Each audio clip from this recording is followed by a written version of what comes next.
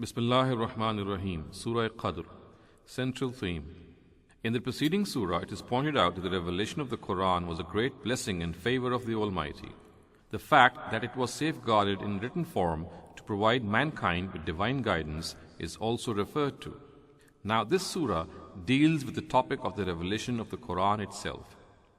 A special reference is made to the night in which the Qur'an was revealed, together with the mention of its greatness and importance in relation to other nights.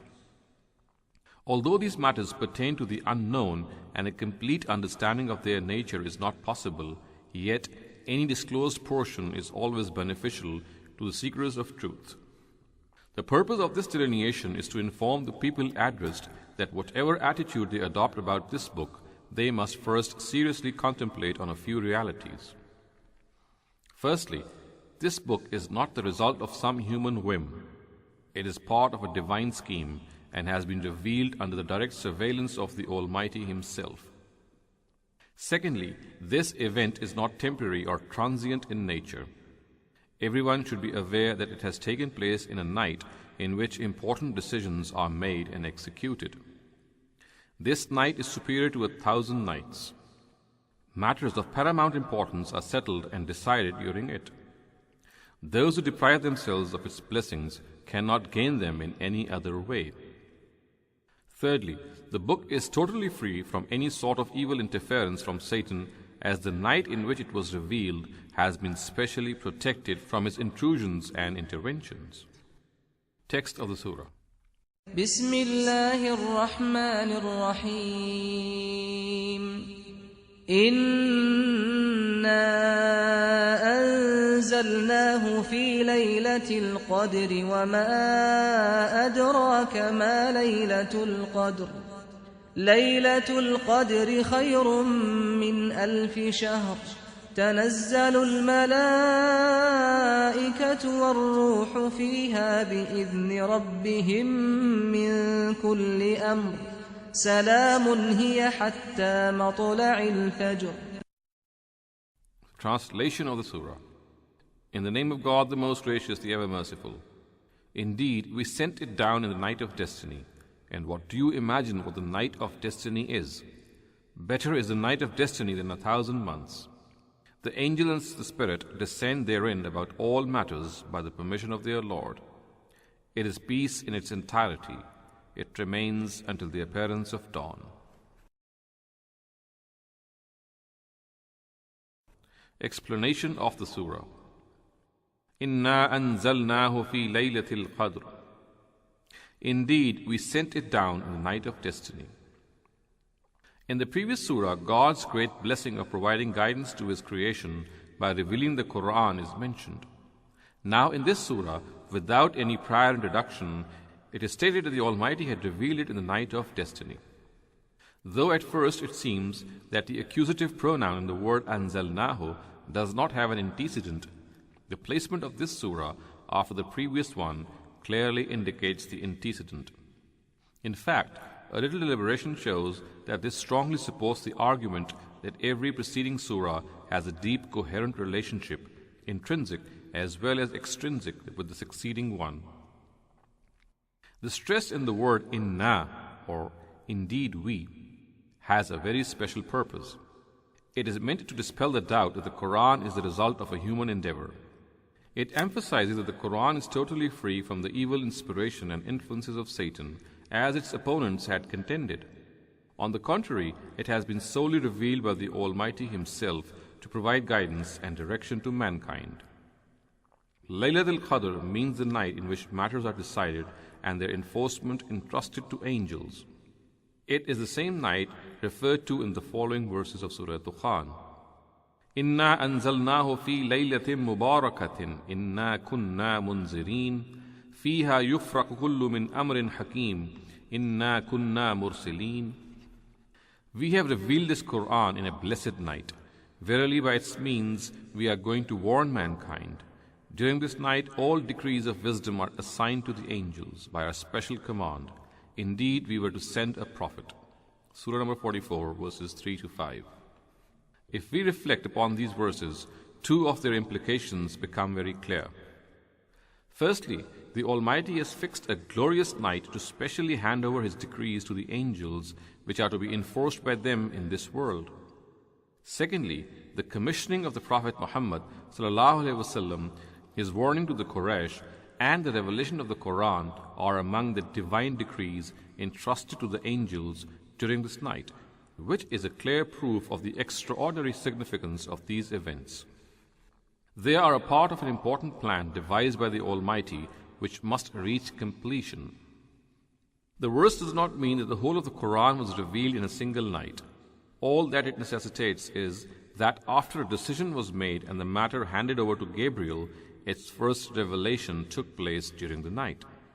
Subsequently, the Qur'an was revealed in sections over a period of 23 years, which in no way contradicts the actual meaning of the verse. وَمَا أَدْرَاكَ مَا لَيْلَةُ الْقَدْرِ. And what do you imagine what the night of destiny is? The verse tells us that the greatness and splendor of the night of destiny is beyond the realms of imagination. The reason behind its majesty and grandeur is that important decisions about this world are made in it. When the days on which the petty administrations of this world chalk out their country's future year projects have great importance, then how can the significance of the night in which divine directives are issued forth to decide the fate of the whole universe be estimated? These decisions are both positive and negative in their nature. At one place, destruction might take place, while at another, something might be created. At some other place, the pangs of punishment might be at work, while an adjacent place might witness God's blessings. But since these diverse manifestations emanate from the Almighty, whose justice, wisdom, and mercy are beyond question, and whose schemes are based upon the collective good of man, all decisions are beneficial to man in their overall capacity and augur well for the future. This is precisely the reason why this night has been termed as the night of blessing in Surah Dukhan, as quoted earlier, and why it has been called better than 1,000 months. These attributes and characteristics of the night, as have been pointed out before, indicate to the adversaries of the Qur'an that they were thoroughly mistaken if they consider a book revealed in an exalted night to be a product of fantasy or sorcery. They have failed to distinguish a pearl from a pebble. There is no possibility that an evil inspiration can penetrate during this majestic night, as in this night the priceless pearls of revelation are showered by the Creator of the heavens. Laylatul Qadr khayrun min alf ash-shahr. Better is the night of destiny than 1,000 months. This is an expression of the exaltedness of the night. The relative state of being better is because it is favorable for the achievement of certain objectives. Just as in this material world, there is a certain climate in a certain part of the year in which the seeds of a particular crop must be sown if they are to sprout, and any negligence to these factors will not yield the required produce even in some other prolonged periods of time. Likewise, in the spiritual world also, there are special days and times of the year which are set aside for special acts of worship. If they are offered during them, only then the required results are obtained, and any ignorance in this regard cannot be compensated in other periods of time, even if their span is extended. A few examples will make this matter more clear. To offer the Friday prayer, a certain day has been set aside. Similarly, a particular month has been fixed for fasting. For the offering of Hajj and its rites too, certain days have been appointed by the Almighty. All these acts of worship have been made conditional to certain periods of time during which their offering yields a reward that cannot be estimated. The night of destiny also is no exception to this rule. A person who prostrates himself before the Almighty during this night might attain his nearness to an extent which he may never be able to emulate in 1,000 other nights. The words 1,000 nights can be an expression of abundance as well as that of relative significance over other nights. But there is no big difference between the meanings both imply. The purpose is to point out that a lot of spiritual wealth is hidden beneath the veils of this night. Lucky are the ones who strive and reap its bounties.